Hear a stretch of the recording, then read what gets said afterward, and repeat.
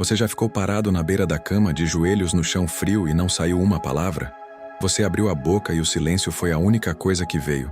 Você tentou de verdade, mas a sensação era de que estava falando com o teto.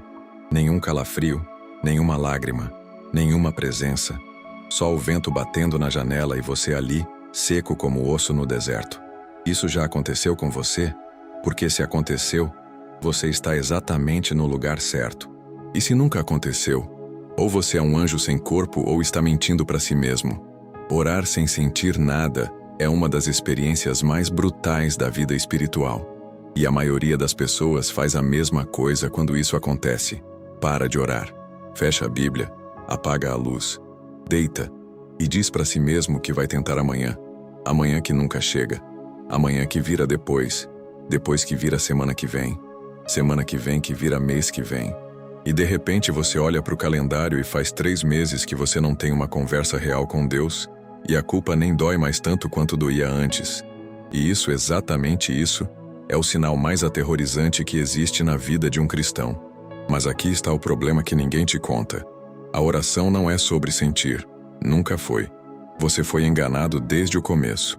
Você foi treinado a acreditar que oração é aquele momento onde os olhos enchem de lágrima, onde o coração acelera, onde a presença de Deus parece tangível como uma mão no seu ombro. E quando isso não acontece, você conclui que Deus não está ouvindo. Ou pior, que você não tem fé suficiente. Ou ainda pior, que você é o tipo de pessoa que simplesmente não consegue orar de verdade. Você chegou a essa conclusão silenciosa e ela foi te matando por dentro.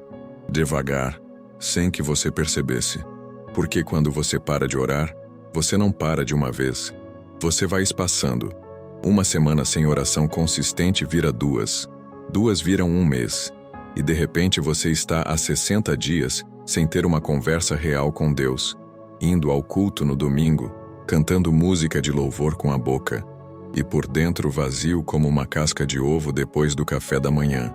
Você está de pé, você está presente, você está participando, mas espiritualmente você está operando no último fio de reserva, e essa reserva vai acabar em algum momento, e quando acabar, vai ser no pior momento possível, porque as crises não esperam você estar pronto. Essa é a morte espiritual lenta.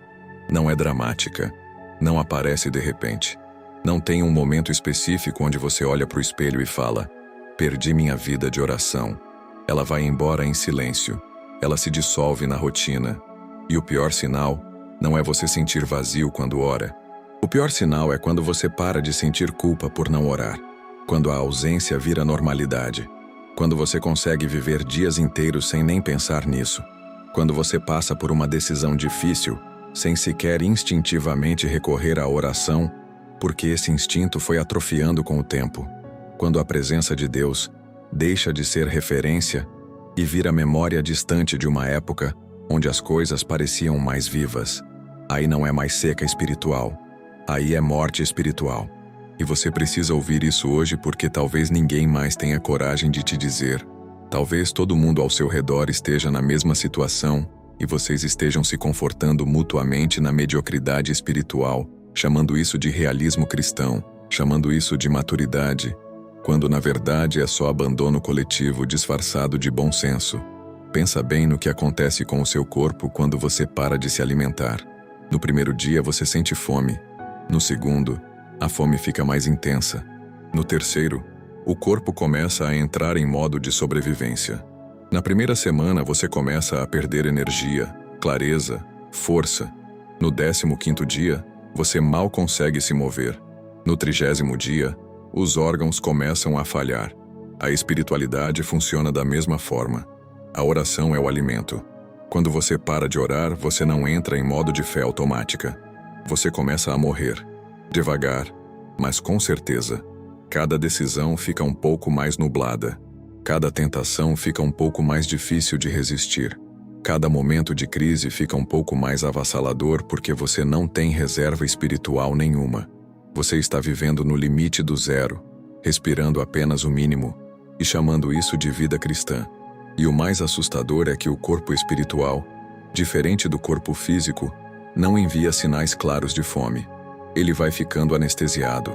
Você vai ficando confortável com o vazio. E o conforto com o vazio é o estágio mais perigoso de todos. E onde começa isso tudo?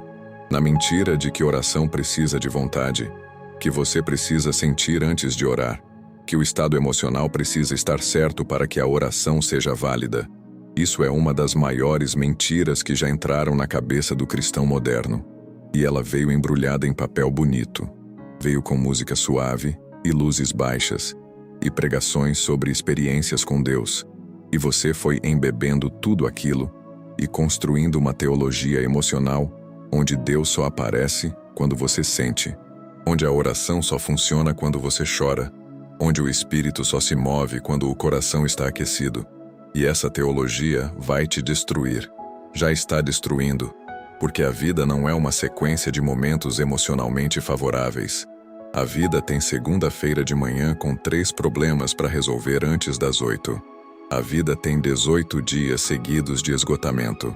A vida tem períodos onde a fé parece abstrata e distante, e você está tão cansado que a única coisa que consegue fazer é sobreviver até a noite. E é exatamente nesses momentos que você mais precisa orar. E é exatamente nesses momentos que a teologia emocional te abandona completamente. Agora deixa eu te apresentar um homem que viveu de forma completamente diferente. Um homem chamado John Wesley, nascido em 1703, em Epworth, Inglaterra. O 15º filho de Samuel Wesley, pastor anglicano severo, e de Susanna Wesley, mulher de disciplina e fé extraordinárias. Uma das 18 crianças dessa família, cresceu numa casa pequena, com poucos recursos, numa época onde a Inglaterra estava mergulhada em pobreza espiritual e moral. Mas não foi a criação que formou sua vida de oração. Foi uma decisão fria, racional, inabalável. Wesley acordava às 4 da manhã, todo dia, não em dias especiais, não quando sentia vontade, não quando o coração estava aquecido. Todo dia, 400 minutos por semana dedicados à oração e ao estudo das Escrituras antes do sol nascer. Isso por mais de 50 anos.